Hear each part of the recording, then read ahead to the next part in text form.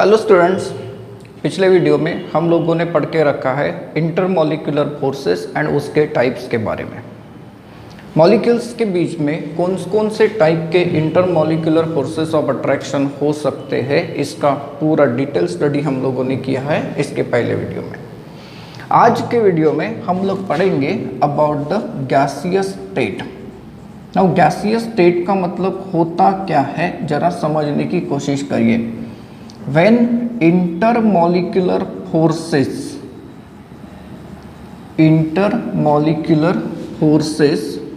are weakest, then the substance is said to be in gaseous state। ऐसा हम लोग कह सकते हैं। देखिए, गैसियस स्टेट मतलब क्या? तो जब किसी सब्सटेंस में इंटरमॉलिक्यूलर फोर्सेस काफ़ी वीक हो जाते हैं तो वो जो सब्सटेंस है वो गैसियस स्टेट में अपीयर होता है, जिसे हम लोग गैसियस स्टेट कहेंगे। पीरियोडिक टेबल में टोटल 118 एलिमेंट्स हैं आज की तारीख में। उसमें से मैक्सिमम जो एलिमेंट्स होते हैं वो सॉलिड स्टेट में होते हैं एंड बहुत कम लिक्विड स्टेट में एंड बहुत कम गैसियस स्टेट में भी है। और गैसियस स्टेट में कौन कौन से एलिमेंट्स होते हैं जरा देखते हैं। तो हाइड्रोजन, ये इसका मॉलिक्यूलर फॉर्म मैंने लिखा। हाइड्रोजन के अलावा फिर ऑक्सीजन, नाइट्रोजन, ये भी गैसियस होता है। फ्लोरीन, ये भी गैसियस होता है। इसके अलावा पूरे इनर्ट गैसेस, तो पूरे इनर्ट गैसेस मतलब क्या? तो helium, neon, then argon, then उसके बाद क्रिप्टॉन, देन उसके बाद जेनॉन एंड उसके बाद क्या है? रेडॉन है। तो ये देखिए, ये कितने हो गए टोटल? 6, और ये कितने हो गए टोटल? 4 हैं। इसके अलावा अगर हम लोग देखें तो यू विल ऑब्जर्व कि जो क्लोरीन होता है ये भी गैसियस स्टेट में होता है। मीन्स टोटल कितने एलिमेंट्स हैं? 11 एलिमेंट्स होते हैं जो कि गैसियस स्टेट में अपीयर होते हैं। तो गैसियस स्टेट की हमें बहुत सारी स्टडी करनी है। सबसे पहले हम लोग स्टडी करते हैं कैरेक्टरिस्टिक्स ऑफ गैसेस। तो गैसेस की कैरेक्टरिस्टिक्स क्या क्या हो सकती हैं? तो सबसे पहली कैरेक्टरिस्टिक्स की अगर हम लोग बात करें तो डेंसिटी। गैसेस की जो डेंसिटी होती है ये होती है काफ़ी low as compare to that of solid and liquid. Generally किसी एक एलिमेंट को इमेजिन करिए, तीनों स्टेट में सॉलिड, लिक्विड एंड गैस। तो सॉलिड की डेंसिटी सबसे ज़्यादा, उसके बाद लिक्विड, और सबसे कम किसकी होती है? गैसेस की। इसका मतलब ये कि gases are lighter as compare to solid and liquid. बराबर है? सॉलिड और लिक्विड के मुकाबले गैसेस क्या होते हैं? हल्के होते हैं। अगर हम लोग गैसेस की बात करें तो gases do not possess fix volume and shape. Gases का फिक्स वॉल्यूम एंड शेप नहीं होता। गैसेस की अगर बात करें तो they will occupy the volume of the container as well as shape of the container in which the gas is filled. बराबर है? तो गैसेस का कोई भी फिक्स वॉल्यूम नहीं होता एंड ना ही उसका कोई शेप होता है। अगर हम लोग इंटरमॉलिक्यूलर फोर्सेस की बात करें तो इंटरमॉलिक्यूलर फोर्सेस आर वीकेस्ट। देखिए, गैसेस के केस में क्या होता है? इंटरमॉलिक्यूलर फोर्स काफ़ी कम होता है। एज अ रिजल्ट अगर किसी कंटेनर में गैस मॉलिक्यूल है, फॉर एग्जांपल ये देखिए, यहाँ पर अगर कहीं गैस मॉलिक्यूल है तो ये जो गैस मॉलिक्यूल्स होते हैं these are in continuous random motion. ये कंटिन्यूअस रैंडम मोशन में होता है एंड ये रैंडम मोशन में होने के कारण ये क्या करते हैं? आपस में कोलाइड होते हैं, इनके बीच में कोलिजन होता है। राइट? आपस में कोलिजन हो सकता है एंड आपस में कोलाइड होने के साथ साथ ये कंटेनर के इनर वॉल के ऊपर भी कोलाइड होते हैं and therefore gases exert the pressure on the container. बराबर है ना? Gases will exert pressure on the wall of the container. ये भी एक प्रॉपर्टी हो सकती है गैसेस की। देन गैसेस की अगर हम लोग और प्रॉपर्टी की बात करें तो डिफ्यूजन, ये जो प्रॉपर्टी होती है ये गैसेस की काफ़ी कॉमन प्रॉपर्टी होती है। नाउ डिफ्यूजन का मतलब क्या होता है? It is the homogeneous formation of a mixture by intermixing of gases. अगर आप लोगों ने दो नॉन रिएक्टिंग गैसेस को आपस में मिक्स कर दिया तो वो आपस में मिक्स होने के बाद एक होमोजेनस मिक्सचर बना देंगे, जिसे हम लोग क्या कहेंगे, डिफ्यूज़न का फिनोमिना कहते हैं। अगर हम लोग गैसेस की प्रॉपर्टी की बात करते हैं तो गैसेस की प्रॉपर्टी के लिए हम लोग एक और इम्पोर्टेंट प्रॉपर्टी बता सकते हैं, दैट इज कंप्रेसिबिलिटी। गैसेस की अगर हम लोग बात करते हैं तो gases are very highly compressible, या फिर गैसेस को आप लोग एक्सपांड भी तो कर सकते हो, बराबर है। तो गैसीय स्टेट में हमें कंप्रेशन एंड एक्सपांशन की बहुत सारी प्रॉपर्टी मिल सकती है, जिससे रिलेटेड हमें बहुत सारे लॉस भी स्टडी करने हैं। तो ये कुछ गैसेस की कैरेक्टरिस्टिक्स है। अब पढ़ते हैं मेजरेबल प्रॉपर्टीज ऑफ गैसेस, जो कि हमें आगे हेल्प करती है न्यूमेरिकल वगैरह सॉल्व करने में। इसमें सबसे पहली प्रॉपर्टी हम लोग पढ़ते हैं, that is about the mass. Now mass of gas का मतलब क्या होगा? मास ऑफ गैस ये आप लोगों को क्या बताएगी? तो it measure the amount of matter, it measure the amount of matter present in gas, कह सकते हैं। नाउ मास मेजर करने के लिए हम लोग कई सारे यूनिट्स यूज करते हैं, जिसमें एसआई यूनिट की अगर बात करें तो एसआई यूनिट हम लोग यूज करते हैं किलोग्राम, बराबर है। वी नो दैट कि 1 kilogram is equal to what, 1000 of the gram, that is nothing but 10 to the power 3 gram. And 1 gram की अगर बात करते हैं तो ये क्या होता है, 10 to the power -3 kilogram. Now mass ये नंबर ऑफ मोल्स के साथ रिप्रेजेंट होता है। तो नंबर ऑफ मोल्स के साथ कैसे रिप्रेजेंट होता है, देखिए n नंबर ऑफ मोल्स। तो नंबर ऑफ मोल्स कैसे निकालते हैं? तो मास of gas divided by molar mass of gas, molar mass of gas. Now यहाँ पर अगर ये ग्राम में लेते हैं तो ये भी ग्राम पर मोल में लेना पड़ेगा। ये अगर किलोग्राम में लेते हैं तो ये क्या लेंगे हम लोग, किलोग्राम पर मोल में लेंगे। नाउ क्या नंबर ऑफ मोल्स कैलकुलेट करने के लिए हमारे पास कोई दूसरा तरीका हो सकता है? तो हाँ, हो सकता है। That is n is equal to number of molecules divided by Avogadro number. शायद ये कभी आप लोगों ने पढ़ा होगा, एवोगैड्रो नंबर। जैसे नंबर ऑफ मॉलिक्यूल्स को अगर मैं n से रिप्रेजेंट करता हूँ तो एवोगैड्रो नंबर को मैं Na से या फिर n0 से रिप्रेजेंट कर सकता हूँ। इवन अगर हम लोग गैसेस की बात करते हैं तो गैसेस के केस में नंबर ऑफ मोल्स कैलकुलेट करने के लिए आप लोगों ने एक और तरीका पढ़ के रखा है। कौन सा तरीका पढ़ के रखा होगा, जरा सोचिए। That is volume of gas, volume of gas at STP, right. Volume of gas मतलब volume of given amount of the gas divided by 22.4। याद है, 1 mole of any gas, 1 mole of any gas is equal to क्या होता है, 22.4 litres होता है। So therefore 22.4 litres of gas.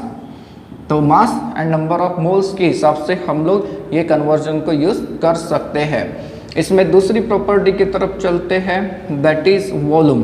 Now volume को हम लोग रिप्रेजेंट करते हैं बाय V से। तो वॉल्यूम आपको क्या बताएगा, तो it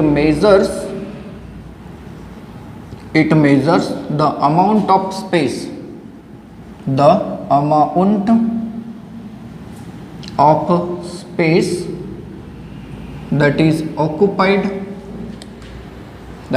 occupied by a gas, बराबर है। वॉल्यूम क्या बताता है आपको, it measures the amount of the space, मतलब कितनी स्पेस ऑक्यूपाई करके रखा है, 1 लीटर 2 लीटर, ये है वॉल्यूम। नाउ एसआई यूनिट की अगर बात करते हैं वॉल्यूम के, तो एसआई यूनिट आप लोग क्या देते हैं, एसआई वॉल्यूम का अगर हम लोग एसआई यूनिट देखते हैं तो ये होता है मीटर क्यूब। जनरली हम लोग यूज़ करते हैं लीटर, सेंटीमीटर्स यूज़ करते हैं। 1 लीटर की अगर बात करें तो ये क्या हो जाता है, 1000 ml हो जाता है, दैट इज़ 1000 सेंटीमीटर क्यूब हो जाता है, जिसे आप लोग 10 to the power 3 centimetre cube भी तो कह सकते हैं। अगर हम लोग 1 मीटर क्यूब की बात करते हैं तो ये होता है 10 to the power 3 dm cube. dm cube का मतलब होता है लीटर होता है, राइट। इसका मतलब ये हो जाएगा 10 to the power 6 centimetre cube, that is nothing but 10 to the power 6 ml भी तो बन जाएगा।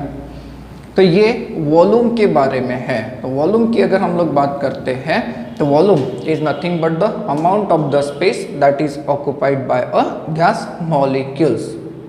अब चलते थर्ड प्रॉपर्टी की तरफ, that is pressure of gas. It is represented by the letter capital P। अगर हम लोग प्रेशर की बात करते तो प्रेशर क्या होता है, तो pressure is the force per unit area होता है, मतलब पर्टिकुलर एरिया में कितना फोर्स अप्लाई होता है, दैट इज प्रेशर। मैथमेटिकली अगर देखें तो pressure is equal to force divided by क्या होगा, एरिया होगा, that is P is equal to F divided by A होता है। नाउ प्रेशर को अगर मेज़र करना है तो प्रेशर ऑफ गैस को मेज़र करना है तो हम लोग डिवाइस यूज़ करते हैं जिसका नाम होता है मैनोमीटर। एंड अगर एटमॉस्फेरिक प्रेशर कैलकुलेट करना है या मेज़र करना है तो एटमॉस्फेरिक प्रेशर को मेज़र करने के लिए हम लोग यूज़ करते हैं डिवाइस जिसका नाम होता है बैरोमीटर होता है। Now SI unit of pressure की अगर हम लोग बात करते हैं तो SI unit of the pressure होता है पास्कल, जिसे PA से रिप्रेजेंट करते हैं, और न्यूटन मीटर स्क्वायर इनवर्स होता है। क्या होता है, न्यूटन पर मीटर स्क्वायर, इसे हम लोग पढ़ते हैं। एंड ये ऐसे रिप्रेजेंट किया जा सकता है कि नहीं किया जा सकता, जरा आप लोग सोचिए। अब इनके बीच में अगर हम लोग रिलेशन को देखें तो 1 pascal is equal to 1 newton metre square inverse, बराबर है, ये रिलेशन मिलता है। एंड ये हो जाता है 1 किलोग्राम पर मीटर पर सेकेंड स्क्वायर इनवर्स हो जाता है। नाउ 1 बार, प्रेशर का पुराना यूनिट है बार, तो 1 बार इज इक्वल टू होता है 1 into 10 to the power 5 pascal होता है। आज के ज़माने में बार को हटाकर हम लोग यूज़ करते हैं नया unit, that is ATM, that is 1 ATM is equal to, अगर देखें तो ये होता है 760 mm of Hg, right. Doctor जो हमारा ब्लड प्रेशर काउंट करते हैं वो mmHg यूनिट में काउंट करते हैं। It is equal to 760 torr, ये टॉर है, राइट। तो 1 mm is equal to 1 torr भी बन गया। अगर हम लोग 1 ATM को पास्कल के साथ जोड़ के देखते हैं तो 1 ATM इज इक्वल टू होता है 101.325, that is nothing but the kilo pascal. ये है किलो पास्कल, तो पास्कल क्या हो जाएगा, तो मल्टीप्लाइड बाय 1000, तो ये हो जाएगा 101.325, that is pascal. Now pascal की अगर हम लोग बात करते हैं, इसे अगर आप लोग nm स्क्वायर इनवर्स में बेचते हैं तो ये इतना भी तो लिखा जा सकता था, देखिए 1.01325 into 10 to the power 5 nm square inverse लिख सकते थे कि नहीं लिख सकते थे। एंड इसे अगर हमें बार में देना है तो ये कितना बार हो जाता है, दैट इज इक्वल टू 1.01325 बार भी होता है। But most of the numericals की कैलकुलेशन में हम लोग 1 ATM इज इक्वल टू 1 बार आजकल यूज कर लेते हैं। तो ये है प्रेशर ऑफ द गैस। अब फोर्थ मेजरेबल प्रॉपर्टी की तरफ चलते हैं, दैट इज टेम्परेचर। देखिए टेम्परेचर को हम लोग बहुत बार इतना ही लिखते हैं, आपको पता है, and it is represented by the capital letter T। तो टेम्परेचर को क्या डिफाइन करना, टेम्परेचर आपको क्या बताता है about the flow of the energy between 2 different temperatures. Temperature is nothing but the amount of the energy that flows between the 2 different temperatures, बराबर है, ऐसे कुछ कह सकते हैं क्या।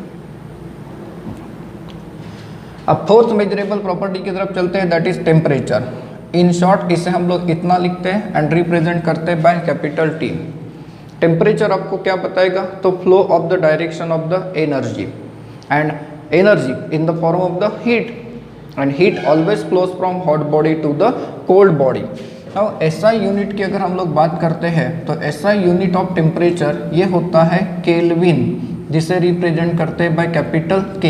टेम्परेचर हम लोग डिग्री सेल्सियस में भी मेजर करते हैं।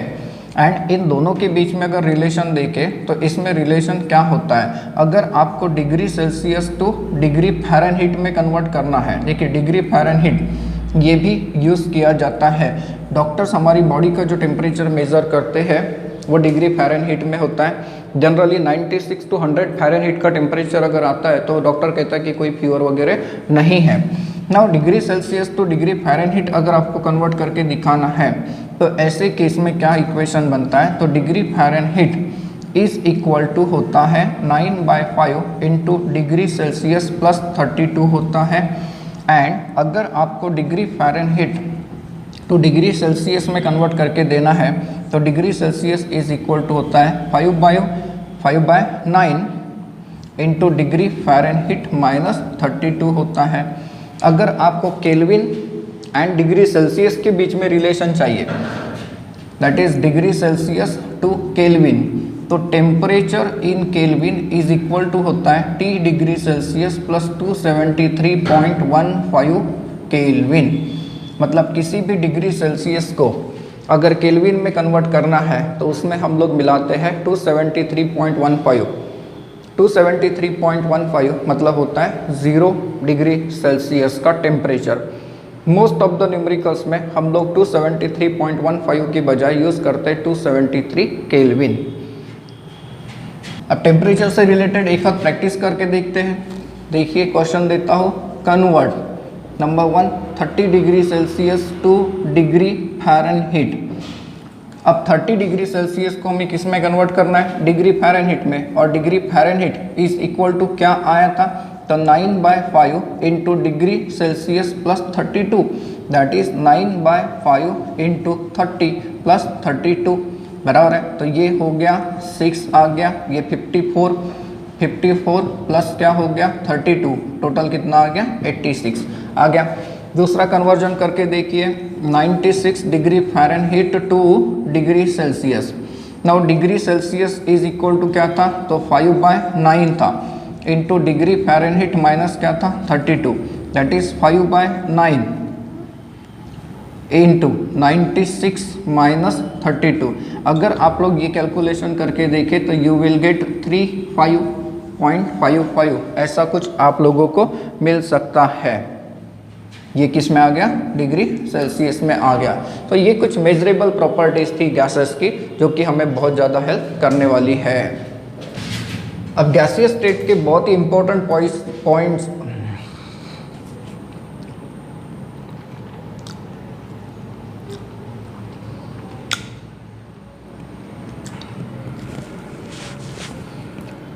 अब गैसियस स्टेट के बहुत ही इंपॉर्टेंट पॉइंट की तरफ हम लोग चल रहे हैं, दैट इज गैस लॉज।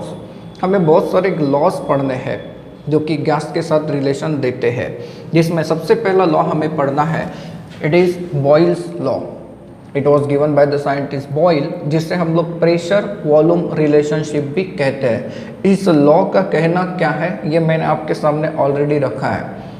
क्या कहता है इस लॉ का कहना, देखिए तो स्टेटमेंट क्या है इस लॉ का, for a fixed mass of a gas, for a fixed mass of a gas, अगर मास फिक्स है तो उसमें नंबर ऑफ मोल्स भी क्या होते हैं, फिक्स होते हैं।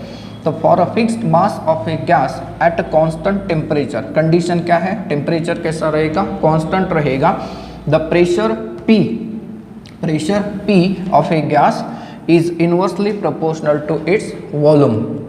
मतलब ये कहता है कि इससे हम एक और तरीके से कैसे डिफाइन कर सकते हैं, देखिए एट कांस्टेंट टेम्परेचर, टेम्परेचर कैसा है, कांस्टेंट, तो at constant temperature the pressure of a gas, pressure of a fixed mass of a gas varies inversely with its volume.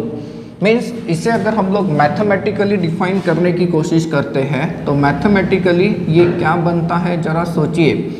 आप लोगों ने कहा लिखा है, ये स्टेटमेंट कुछ ऐसा कहता है कि P is inversely proportional to V। देखिए ऐसा कुछ लिखा है क्या कि for a fixed mass of a gas at constant temperature the pressure of a gas is inversely proportional to its volume. ये कंडीशन कब लागू होती है, जब टेम्परेचर कैसा रहेगा, कांस्टेंट रहेगा। तो at constant temperature pressure is inversely proportional to what, volume हो गया। अगर हम लोग यहाँ से प्रोपोर्शनलिटी के साइन को हटाने की कोशिश करते हैं तो हमें यहाँ पर कांस्टेंट इंट्रोड्यूस करना पड़ेगा। सपोज मैं इंट्रोड्यूस करता हूँ K1, तो P इज इक्वल टू क्या हो गया, K1 upon V, where K1 is proportionality constant. तो फिर हम लोग ये कह सकते हैं कि PV is equal to that is K1, that is what, constant बन गया, बराबर है। मीन्स यहाँ पर एक कंडीशन हमें समझ में आती है कि eight constant temperature the product PV, बराबर है, प्रोडक्ट PV मतलब प्रेशर इनटू वॉल्यूम, ये हमेशा क्या रहेगा, कांस्टेंट रहेगा। Eight constant temperature the product PV for a fixed mass of gas is always constant, ये हमेशा कैसा रहेगा, कांस्टेंट रहेगा। तो इससे हमें कंक्लूजन क्या मिलता है, मतलब सपोज करिए कि when a gas having pressure P1 and volume V1 at constant temperature undergoes expansion और कंप्रेशन, एक्सपांड हो सकती है और क्या हो सकती है, कंप्रेस हो सकती है, एक्सपांशन और compression, its volume changes to V2 and pressure to P2। देखिए मतलब अगर आपके पास टेम्परेचर कांस्टेंट है और गैस का प्रेशर P1 है, इनिशियल प्रेशर कितना है P1, इनिशियल वॉल्यूम कितना है V1, ये अगर एक्सपांड होती है या कंप्रेस होती है तो उसका प्रेशर चेंज हो जाएगा, P2 बन जाएगा एंड वॉल्यूम क्या बन जाएगा, V2 बन जाएगा। तो ऐसे केस में अकॉर्डिंग टू बॉयल्स लॉ क्या बन जाएगा, तो P1 V1 is equal to P2 V2 is equal to क्या हो जाएगा, कांस्टेंट हो जाएगा कि नहीं हो जाएगा। तो यहाँ से आप लोगों को एक रिलेशनशिप मिलती है, that is P1 upon P2 is equal to V2 upon V1। यहाँ पर देखिए अगर आपके पास तीन टर्म्स प्रेजेंट हैं, तीन टर्म्स अगर आपके पास है तो हम लोग चौथे टर्म को कैलकुलेट कर सकते हैं। तो ये सिंपल कंडीशन है एट कांस्टेंट टेम्परेचर। ये तो आप लोग अपने घर में भी एक्सपेरिमेंट करके पता कर सकते हो। कैसे, मैं आपको बताता हूँ। जस्ट इमेजिन कि आप लोगों ने एक बलून लिया। अब बलून की अगर बात करें तो सपोज करिए कि इसका शेप इतना है, तो इसका वॉल्यूम इमेजिन करिए कि फिक्स है, बराबर है। आप जो एक्सपेरिमेंट करने वाले हो उसमें टेम्परेचर कांस्टेंट है, रूम टेम्परेचर है। इसके अंदर बलून के अंदर क्या फील है, गैस फील है, बराबर है। अप्लाई करिए प्रेशर। अगर आप लोग प्रेशर अप्लाई करते तो बलून प्रेस होने की कोशिश करेगा, वॉल्यूम क्या हो जाएगा, कम हो जाएगा। मतलब प्रेशर एंड वॉल्यूम इनवर्सली क्या है, प्रोपोर्शनल है। यही तो कहता है भैया बॉयल्स लॉ, बराबर है कि नहीं। यही तो क्या कहता है, बॉयल्स लॉ भी कहता है। देखिए फिर से एक बार क्या कहना है बॉयल्स लॉ के स्टेटमेंट का, कि for a fixed mass of a gas at constant temperature the pressure of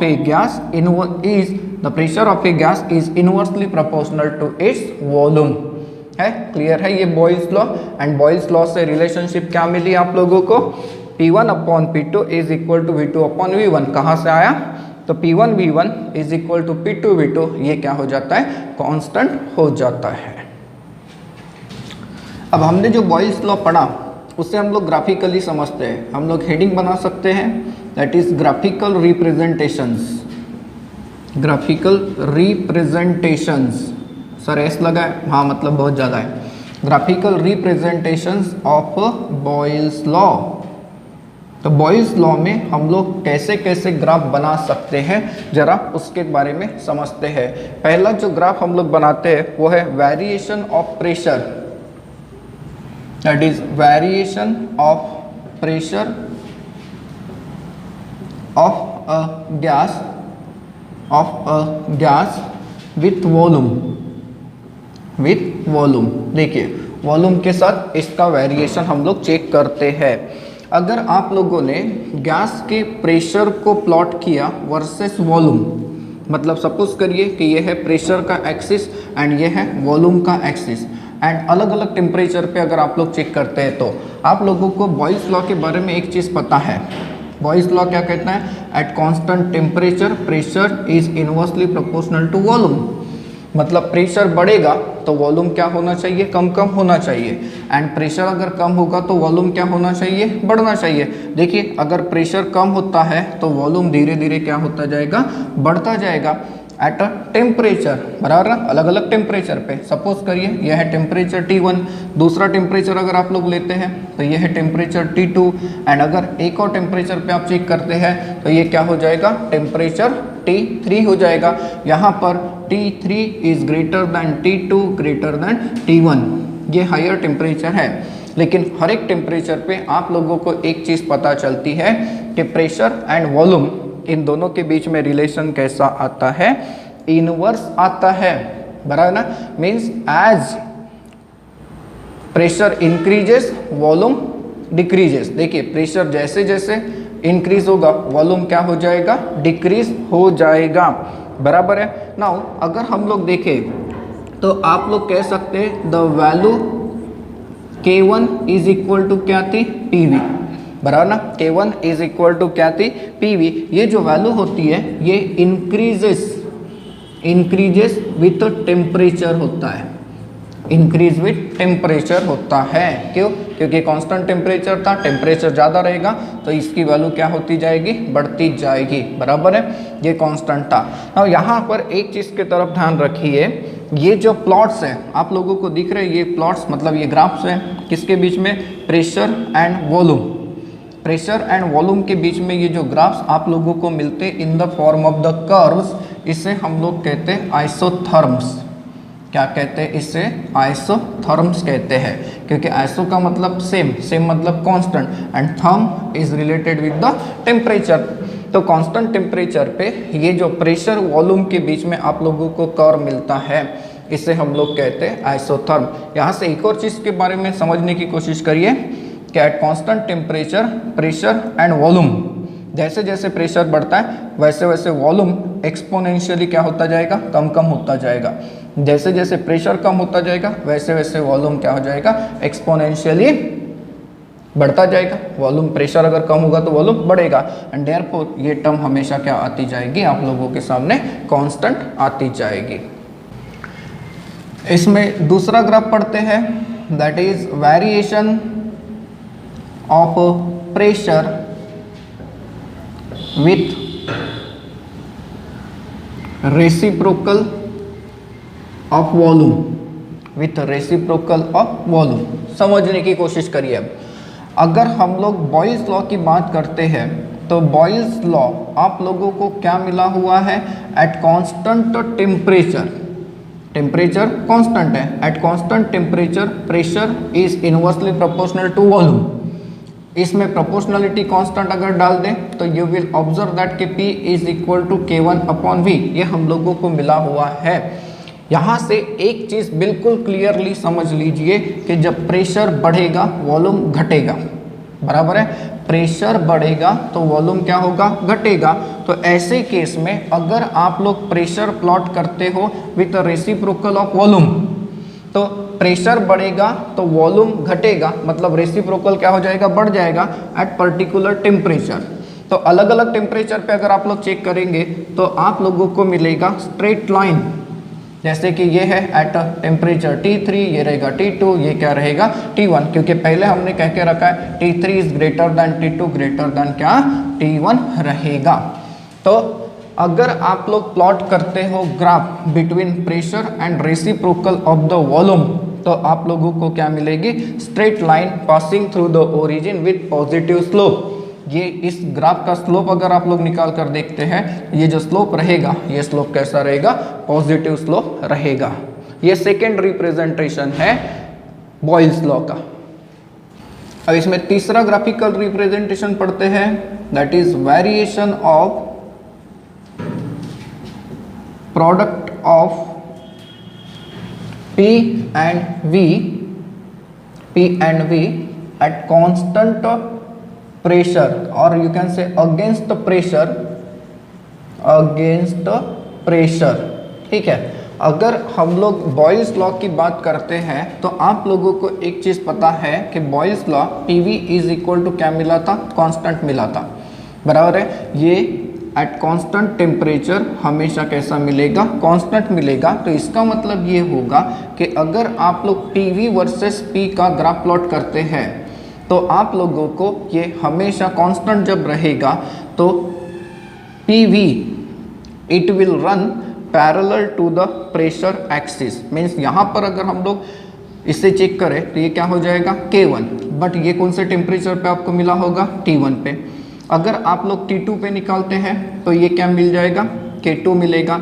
and अगर आप लोग इसे T3 पे चेक करना चाहे तो ये क्या हो जाएगा, K3 हो जाएगा। तो यहाँ से तो रिलेशनशिप ये साबित हो जाती है कि जो प्रोडक्ट है प्रेशर एंड वॉल्यूम का ये हमेशा कैसा रहेगा, कांस्टेंट ही रहेगा। देन इसके बाद हम लोग पढ़ते हैं Boyle's law in terms of density. Boyle's law in terms of density, in terms of the density, जिसे हम लोग दूसरी हेडिंग भी दे सकते हैं, that is relation between pressure and density. Relation between pressure and density, और you can say between density and the pressure. इसके बीच में क्या रिलेशन मिलता है। अगर हम लोग डेंसिटी की बात करते हैं तो डेंसिटी क्या होता है, तो मास पर यूनिट वॉल्यूम होता है, बराबर है। डेंसिटी क्या होता है, mass per unit volume. So therefore density is equal to mass upon क्या हो जाता है, वॉल्यूम बन जाता है। That is D is equal to M upon V बन जाएगा। So therefore V is equal to क्या हो जाएगा, M बाय D हो जाएगा। सपोज मैं इसे कहता हूँ इक्वेशन नंबर 1।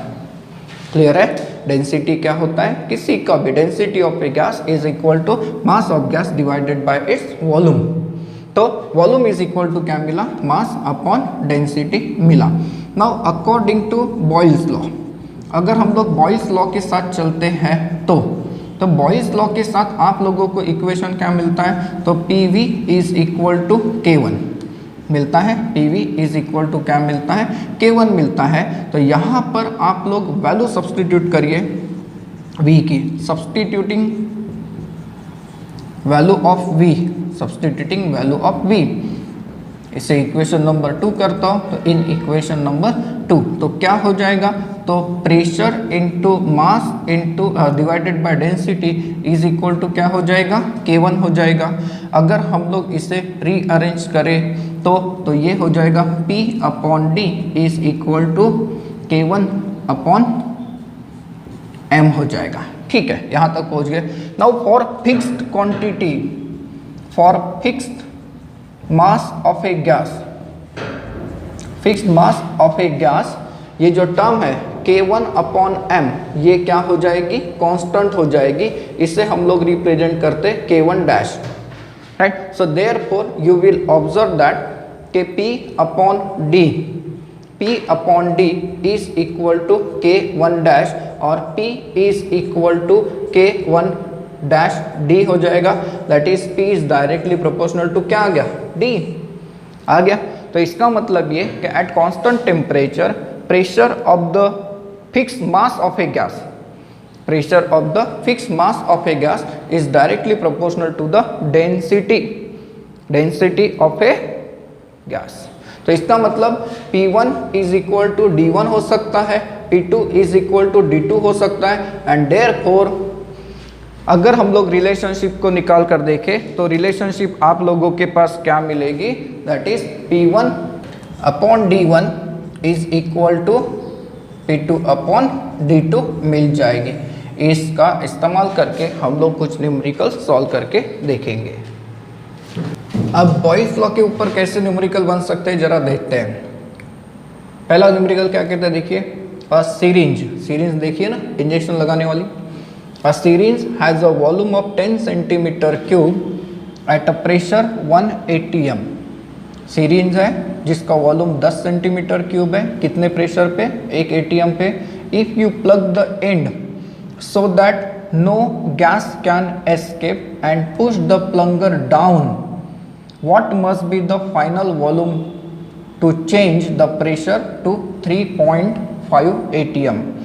अब यहाँ पर अगर ठीक से देखें तो आपके पास गिवन में क्या दिखता है, तो पहला प्रेशर दिखता है P1, ये है 1 एटीएम का, एंड P2 आपको कहता है कि फाइनल प्रेशर कितना हो जाएगा 3.5 एटीएम का। आपके पास V1 कितना है 10 सेंटीमीटर क्यूब का, आपको क्या फाइंड आउट करने के लिए कहा है V2। मतलब ये कि जब 3.5 एटीएम प्रेशर हो जाएगा तो गैस का वॉल्यूम कितना हो जाएगा, ये फाइंड आउट करके देना है। आपको एक चीज़ पता है कि pressure is inversely proportional to क्या होता है, वॉल्यूम, ये अकॉर्डिंग टू बॉयल्स लॉ होता है। Now according to Boyle's law हम लोगों ने रिलेशनशिप भी तो पढ़ के रखा है, क्या पढ़ के रखा है, that is P1 V1 is equal to P2 V2। So therefore V2 is equal to क्या हो जाएगा, P1 V1 अपॉन क्या बन जाएगा P2। तो P1 कितना है 1, V1 कितना है 10 एंड P2 कितना है 3.5। तो इसका अगर आप लोग कैलकुलेशन करके देखें तो कितना आता है, तो ये आता है 2.8 सेंटीमीटर क्यूब आता है। एक चीज़ की तरफ ध्यान दीजिए, मैंने ये आपकी इंफॉर्मेशन के लिए दिया था, pressure is inversely proportional to volume, pressure बढ़ेगा वॉल्यूम कम होगा। देखिए P2 ज़्यादा है तो V2 और भी कम हो गया as compare to what V1 है, ये clear.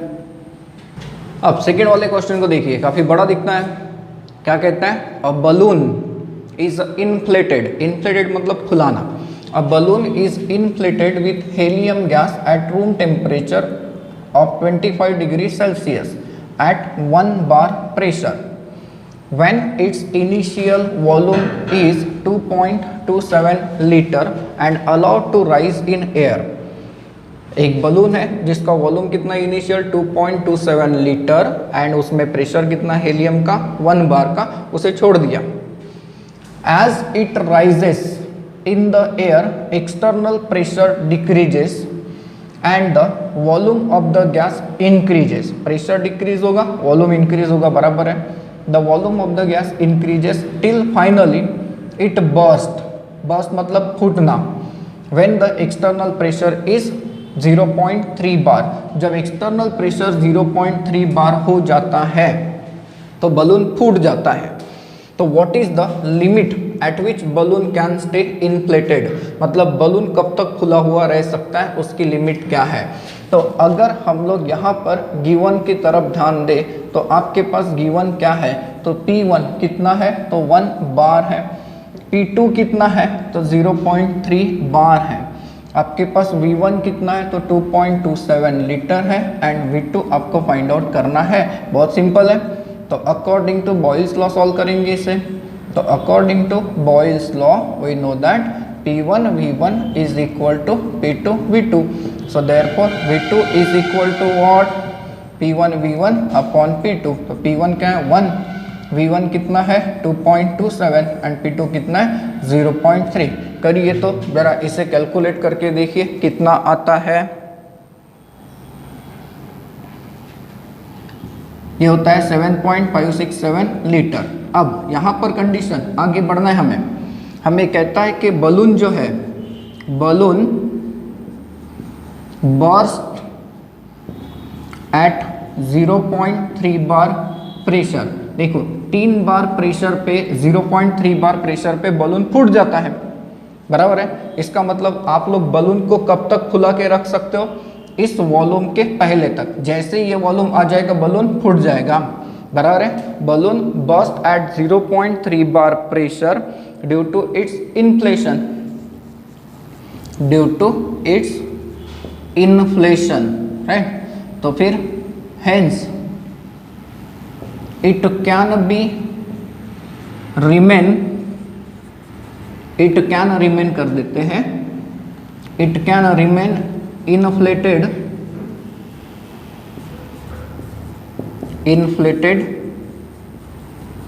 up to volume less than 7.567 litre, क्योंकि इतना वॉल्यूम अगर हो गया तो बलून क्या हो जाएगा, फूट जाएगा।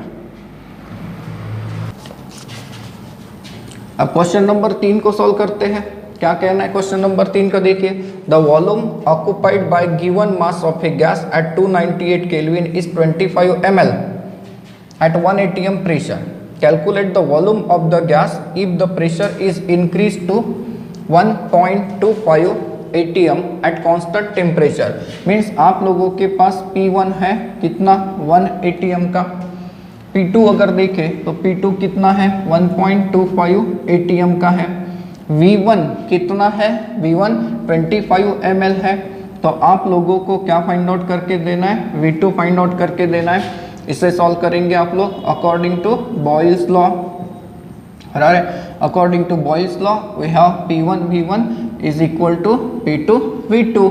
So therefore V2 is equal to P1 V1 upon P2, that is 1 into 25 divided by 1.25, तो कितना रहेगा 20 ml रहेगा। और ये आपके लिए छोड़ देता हूँ होमवर्क। क्वेश्चन नंबर 4 आप लोगों के लिए क्या रहेगा, होमवर्क रहेगा। आप लोग क्वेश्चन नंबर 2 का रेफरेंस ले सकते हैं इसके लिए। क्वेश्चन नंबर 5 जो है ये मैं आप लोगों के लिए छोड़ देता हूँ होमवर्क। इसके लिए आप लोगों को रेफर करना है क्वेश्चन नंबर 6। हम लोग इसे सॉल्व करते हैं। क्या कहता है क्वेश्चन नंबर 6, जरा देखिए क्या कहता है। A given mass of a gas has a density 1.12 gram per liter at 1.15 into 10 to the power 5 Pascal। ये क्या है, pressure. At what pressure the density of the gas will increase by 60%, temperature being kept constant।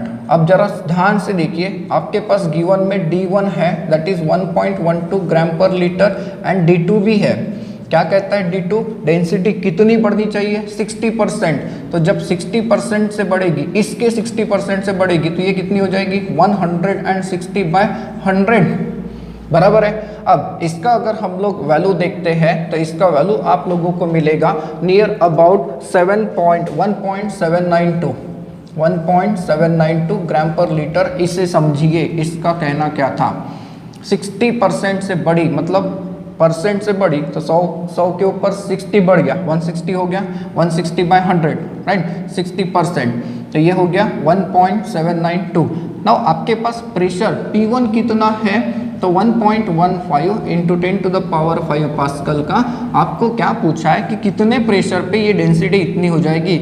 मतलब आप लोगों को क्या find out करके देना है, P2 फाइंड आउट करके देना है। नाउ आप लोगों के पास अगर रिलेशन देखा जाए तो रिलेशन क्या होता है, तो P1 upon D1 is equal to P2 upon D2 होता है। So therefore P2 find out करना है तो ये क्या हो जाएगा P1 into D2 upon D1 बन जाएगा। दैट इज P1 की अगर बात करते हैं तो ये है 1.15 into 10 to the power 5 into D2 की बात अगर करें तो ये हो गई 1.792 डिवाइडेड बाय 1.12। देखिए जरा कैलकुलेट करिए तो ये आता है 1.84 into 10 to the power 5 pascal right. क्यों, क्योंकि क्या कैलकुलेट किया आप लोगों ने, प्रेशर। तो इसका इस्तेमाल करके आप लोग इसे सॉल्व करेंगे।